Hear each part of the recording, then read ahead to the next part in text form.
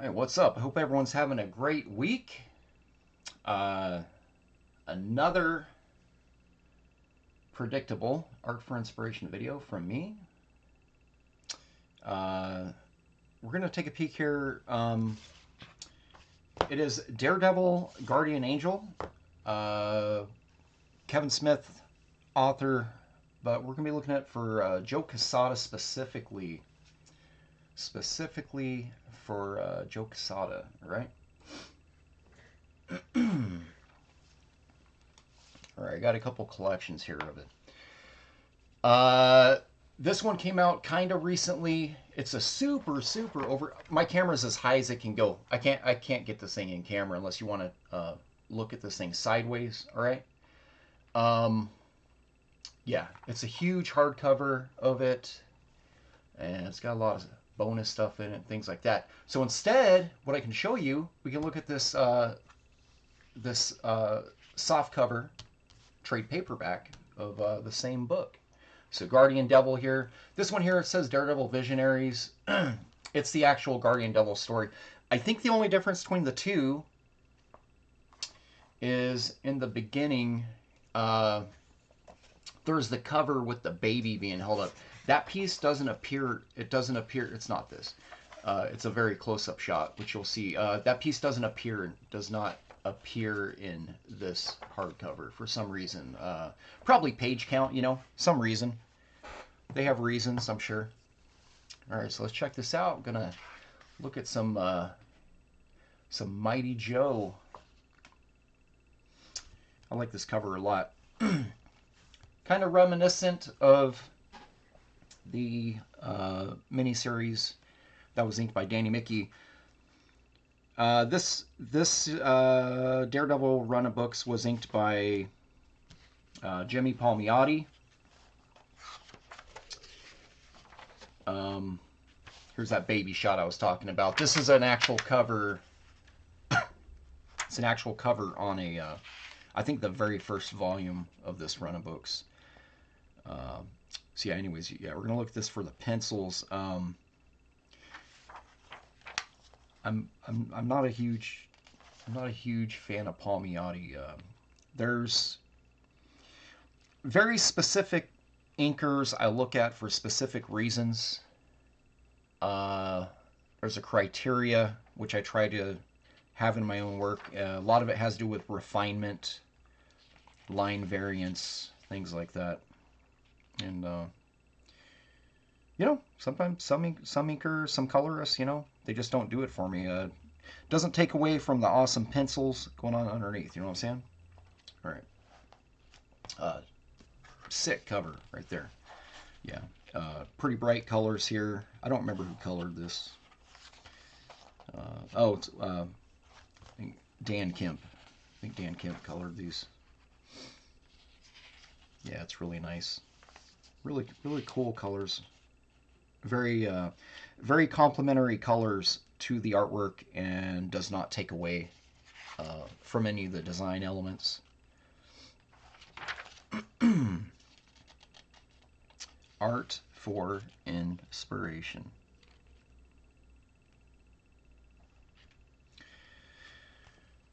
This has grown on me the older I've gotten.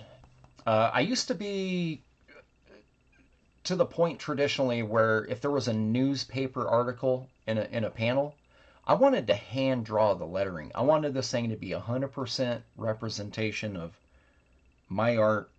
I didn't want any photo stats. I didn't want any, I don't want any computer lettering and stuff like that. But no, I completely subscribe to this nowadays. Even for stuff like this, some of the signage here, I think probably should have even did it there, where you just kind of let the colorist come in and, throw a few realistic fonts in here just to make it a little more legit, It's interesting through the years how our perspectives can change so much on a lot of things with artworks, but specifically. All right, I'm gonna keep going here. It's a pretty cool shot right there too. It's got all the really cool angles and the the curvature that Quesada is known for. I've never considered Joe Quesada to be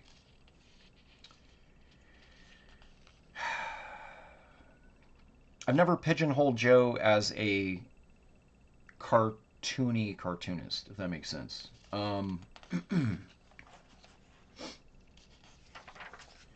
There's certain artists that kind of fit within their own part, right? Like cartoony artists to me would be like J. Scott Campbell, Arthur Adams, Humberto Ramos, Scotty Young, right? And then you kind of have another park of artists who would be like Joe Quesada, but then I would also say even arguably probably in the same park as that to add people like Mike Allred and Carlos Pacheco, right? Carlos Pacheco, and then you got that other their own league, which I would place artists like Portacio, Liefeld, Jim Lee, Del Keown, Tony Daniel, Todd McFarlane, right? Where they kind of teeter more realistic in a way with some of the approach, but overall, comics is cartooning. It's cartooning, but there's definitely artists who they lean really, really, really super like a lot of animation type aspects to their work, and I've never got that vibe from anything Joe has ever worked on. Even with his super deformed anatomy and the way he will push and pull some of the shots. Yeah, so yeah, this is just a really it's a really fun book to take a peek through. Be prepared. Chris Claremont levels of overbearing text. If you're down with that. Speak of the Devil. You got a J. Scott cover right there. Yeah, these colors are so cool. So cool. It says Avalon. So were they... I wonder if they're trading... I don't know. Trading hats. A lot of colorists too. By the way, just so you all know, there's a lot of ghost coloring that happens. Back in the day, 2000, 2001 or whatever, 98, 99... Liquid, right? Liquid was coloring things like Battle Chasers and Soul Saga and Eve Protomecha, and they were doing some of the X-Men stuff too. Actually, Pacheco. They were coloring some Pacheco stuff. They were coloring some... Did they do steampunk? I'm not sure if they did the steampunk books or not. I completely forgot. But anyways, they'd make some calls, bring in some other colorists because they got deadlines, and they're just like, hey, emulate this style, and then they might come in and polish it, spend an hour or two to polish a page, but they all do it. They all do it. If you ever get a chance, if you ever get the chance to pick the brain of any of these professional comic colorists, you can ask them, and they're, for the most part, they're all pretty open about it. They're like, oh yeah, I'm unaccredited on, this issue of Spawn or this issue of X-Men. They get paid for it. It's just sometimes these comic companies, they don't want a dictionary of credits, so they're going to be like, oh, you know what? We're only going to credit the studio who was contracted, right? So it happens. Yeah, I'm really digging the way the colors on specifically on the blonde hair here. It looks so cool. It's a really cool cover. I think that's colorist on. I think that's Wangler. What's his name from Top Cow? Tyson. All right.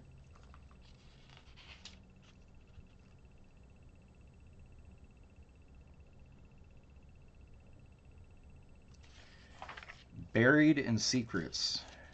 not very open on the credits on this stuff. But oh, this is such a cool shot right here. Such a cool shot. This stuff here, it's definitely in my top, some of my top favorite work by Quesada. Um, I definitely also have to recommend like Joe Quesada when he was inked by Kevin Nolan on the Azrael series. Oh, they're so good. They're so good. If you get a chance, pick those up. Um, and obviously his creator-owned book Ash. Those were really fun.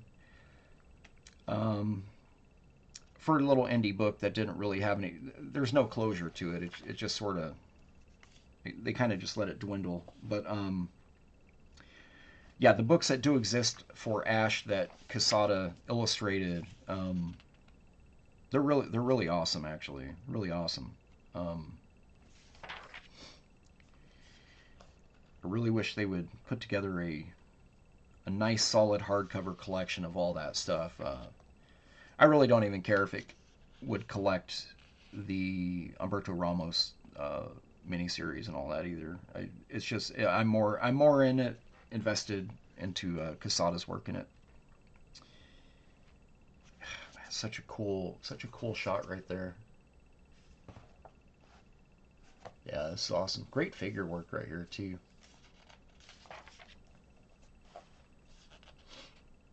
It's a nice shot. The colors right here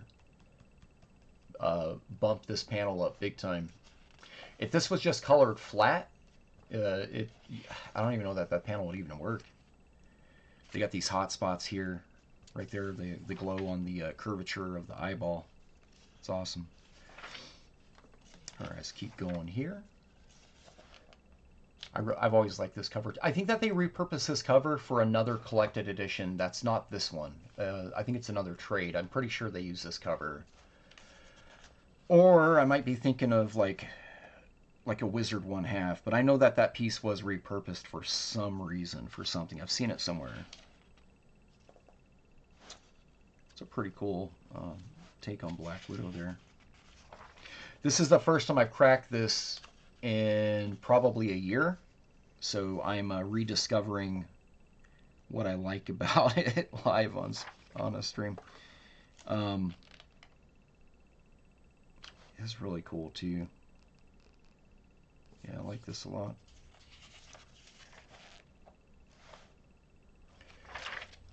Yeah, I will mention this miniseries is a lot. Um, it's a lot more welcoming with the color palette than the Daredevil Father series. Even though I think the artwork in Daredevil Father is a lot stronger than this work. Overall, it's more poignant.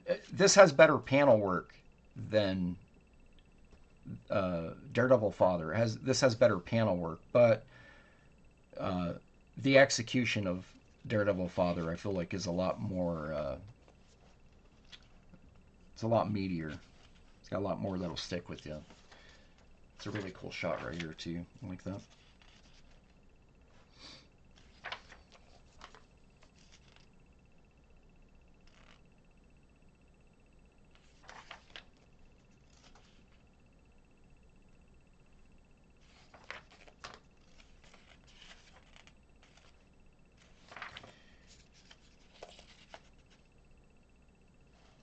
Trying not to get stuck on a page for too long. It's an awesome shot.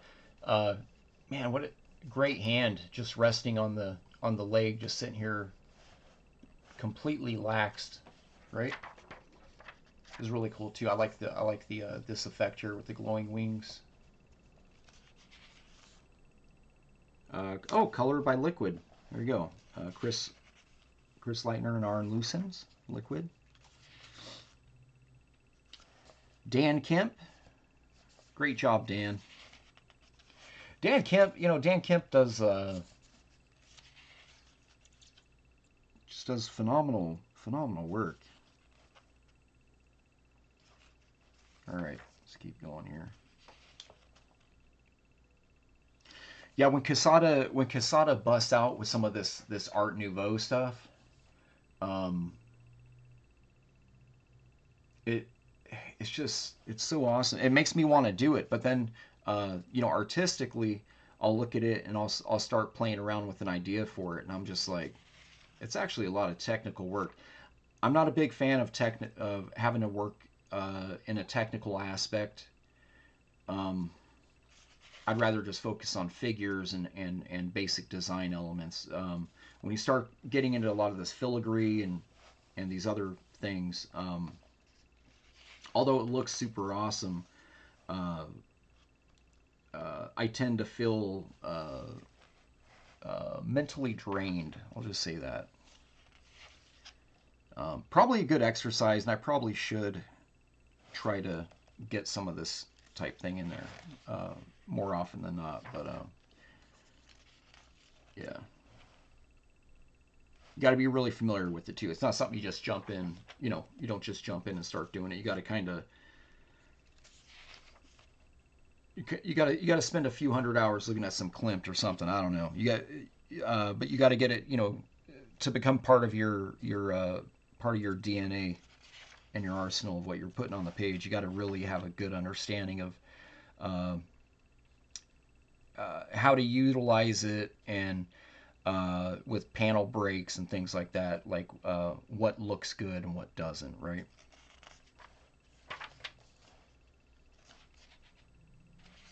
Yeah, these are fun, man. These pages are just they're really really fun. And again, kudos to the colorist for not killing it because or not they killed it, but they didn't kill it. You know what I'm saying? Like uh, they didn't make it about them. That's what I'm saying. They let the artwork shine, and that's always a plus. That's a really cool cover too. It looks like they just every cover has a different colorist. It's another. I think this is Isanove. Rich. Yeah. Got a lot of Top Cow. Got some Extreme Studios in here from the coloring department. Yeah, you got Isanove on colors here. So when he was still doing a bunch of cuts and grads, at some point Rich changed over, and actually I think Rich actually was the colorist of Daredevil Father and became like completely infatuated with textures and things like that. So there's some weird lighting going on with this. There we go. I'll hold this side up. I guess that might fix it a little bit. Yeah, this stuff is, man, this is crazy.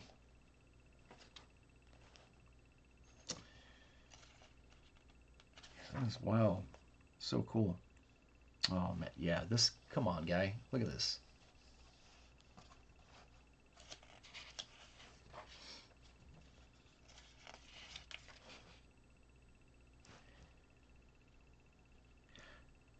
Yeah, it's one thing you can never say about Joe Quesada.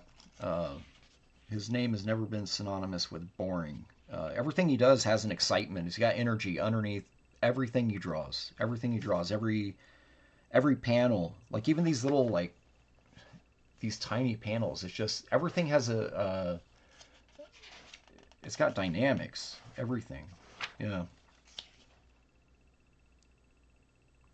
And but yeah, with the wrong colorist, and I've seen it on Joe's work before. With the wrong colorist, uh, yeah, it can be a stick in the spokes. I'll say that. Mysterio. It's my favorite Spider-Man villain right here. My favorite. I love this shot right here. So cool. Great use of black right here. I'm sure this piece in black and white. Um, I'm sure looks phenomenal. It's got a little bit of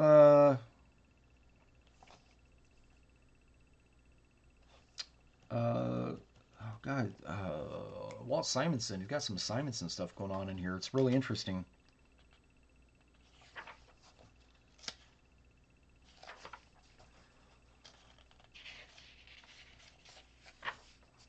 You got more Mysterio.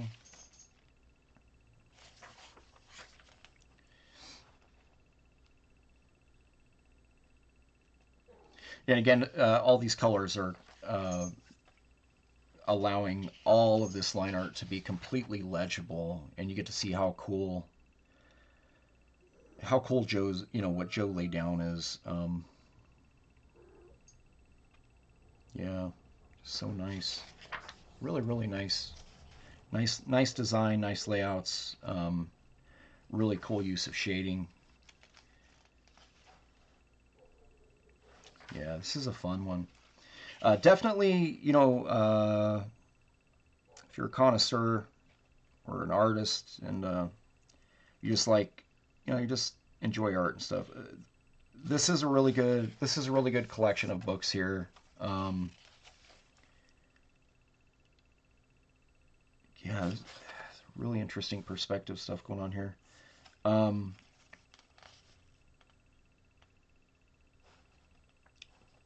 worth, yeah, worth the purchase for sure. And there's so many printings of this that exist too. I don't imagine it would. I don't think it would break the bank. Grabbing this. These colors are so good. I need to do this at some point in my own. They a lot of focus here on the yellow and the burning, right? And then at some point you have this. It's almost like your perspective would probably end about here, and anything that goes past that, they used a lot of light blue, a lot of cyan and blue in there to push it back. It's a pretty cool cover right here. I think I think Dave Finch did an homage to this cover. Something very similar, at least. What year was this? Oh no. I review a lot of my art for inspiration are books that are 20 years old. So 1999, I guess. All right.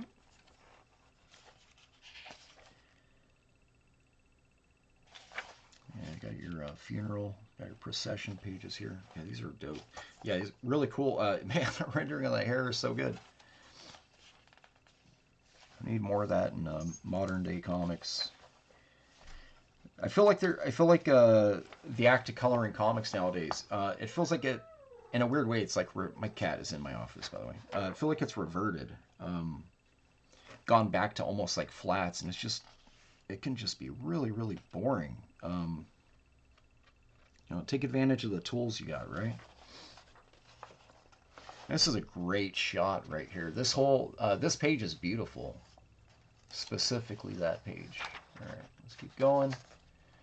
Keep checking it out. Sorry, I know sometimes people complain like you don't stay on the pages long enough, and I'm like, coming up on 30 minutes. A lot of people check out after what is it, like 18 or something like that. Some people check out after 8 seconds. All right, we're at the end here. So it ends with this piece right here, this DPS with all the filigree elements. Okay, so I was wrong. This thing has a lot more extra stuff in it then.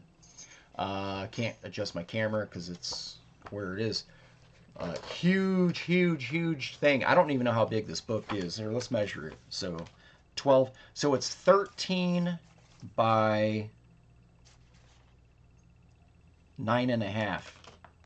9.5 by 13. So it's about 3 inches larger on both sides. So it's huge. All right. It does have this little border thing going on because of the aspect ratio of a cutoff of a page. They had to create information here. Otherwise, you're going to end up with an ugly white stripe, kind of like you get in artist edition hardcovers, right? They gotta add information to it. Otherwise, it'll cut off the piece at the top. So it's the only thing you can do to compensate that without warping the image is you have to create extra canvas on the edge. Okay, so don't be alarmed. All right, let's keep going here. Man, it's so sick. You can really see what I was talking about right here too. I was like, yeah, I've got some Simonson elements in here. This shading right here, yeah, that's straight out of Thor. Straight out of 1988, maybe 87. Let's keep going. Keep going. Let's see the extras. Okay, so here's where it ended in that the Visionaries one, right? I think the Visionaries thing with this is more for Kevin Smith than Quesada. I think it was to celebrate Kevin Smith writing for them, I guess. I don't know. Let's see what else is in here, even though you're only getting a cropped shot. Okay, so you get some covers. This is the 1/2 issue that I think was a Wizard thing, a mail away, I think. So it says right there. See that down the bottom? 1/2. All right. And then you get some other stuff here from something. Oh, you know what? I think this is the 1/2 issue. So this is the content from the 1/2. A lot of writing, and then a lot of pin-up stuff. Is that David Mack? It looks like David Mack. Looks like David Mack art. A lot of fill-in stuff. John Romita Sr. with the Palmiotti inks. Yikes. All right. Jay Lee. It's pretty awesome. This would be Jay Lee circa Inhumans.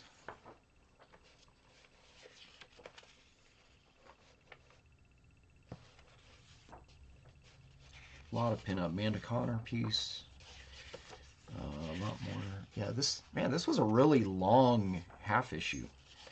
All right, then we get some Dynamic Forces variant, which they repurposed for this hardcover here. It's colored by Brian Haberlin, who you'll probably know as a now he's an established artist. He was a full-on colorist in the beginning, but yeah, he did Witchblade Spawn Volume 2 for Todd, right? Volume 1 was Brandon Peterson. Yeah, so we're going to get all the covers in here too. All the covers. This was a variant. It says this was a Wizard magazine, Wizard number 86 cover. I'm reading at the bottom here that you can't see. Wizard number 203. Okay, check this out. So you get the whole process there. You get the layout, the pencils, and the inks. Here's the finished piece. So issue 203, according to this. You get some layouts here. Dummy. These aren't layouts. In 1998. These are character sketches. These are layouts. Here you go. So you get some pencils. Oh, these are actually full pencils. Okay.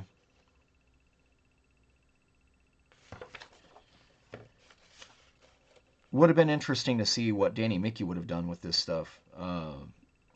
This is a lot more servicing, cross-hatching, and textures and stuff like that, which Danny actually excels at a lot. And then what Danny actually ended up inking on the Daredevil books is a lot of flat black running against other flat black areas with no deleter line or no halos separating characters and backgrounds.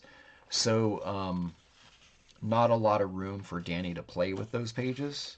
But this stuff is chock full of it. So it'd be really interesting if Danny had inked this. This stuff has more of a Spawn vibe too.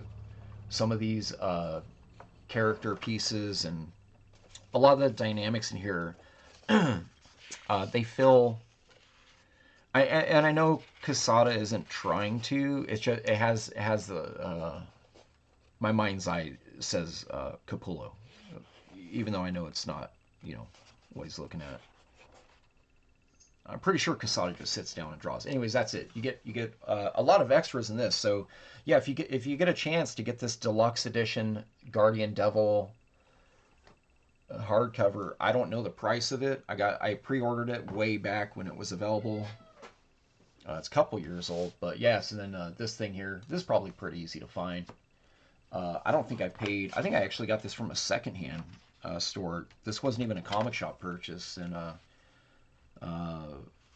when the opportunity came up to pre-order, that's when I pulled the trigger for this guy right here, right? So I definitely recommend this one over that. But if you're only interested in like checking it out on a budget, yeah, just grab this. Just grab this one here. The single issues are they're cash money, so don't recommend that. Get a trade and enjoy it. Thanks for stopping by. Have a great day.